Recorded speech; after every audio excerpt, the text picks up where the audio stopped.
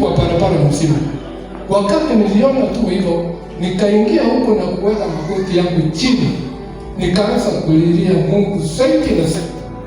Kwa hivyo huyu mtoto akaamuka kutoka chini, akanisika. Vile alinisika, akaanza vita na mimi, lakini mimi nikaambia Mungu wangu ya kwamba huyu ni shetani anataka kuleta huyu mtoto. Kwa hivyo akili yake ikaanza kuharibika. Tukarudi na yeye nyumbani, akaenda kuwekewa maombi, mpaka mwishowe nikamlete kwa huyu pastor, our spirit pastor. Ndivyo inamaanisha wakati huyu mtoto ameanza kukua mwenda wazimu, ni vile ulimchukua shule.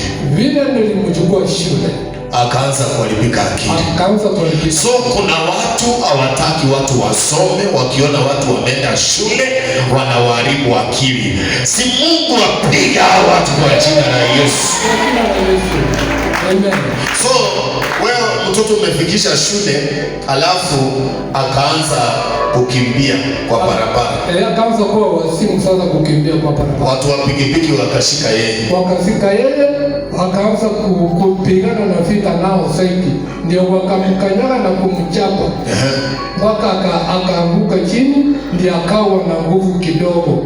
Na sasa na wewe ukakuja ukamtoa hapo, ukamchukua akaombewa makanisa. Akaanza kuombea na pastors wengine kwa makanisa, lakini hakukuwa na mabadiliko.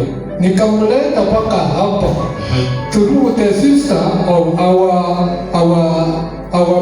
assembly. Nikamleta mpaka hapa. Vile alimuombea akaanza kupata change immediately. Ninakuinua wewe, hakuna mwingine.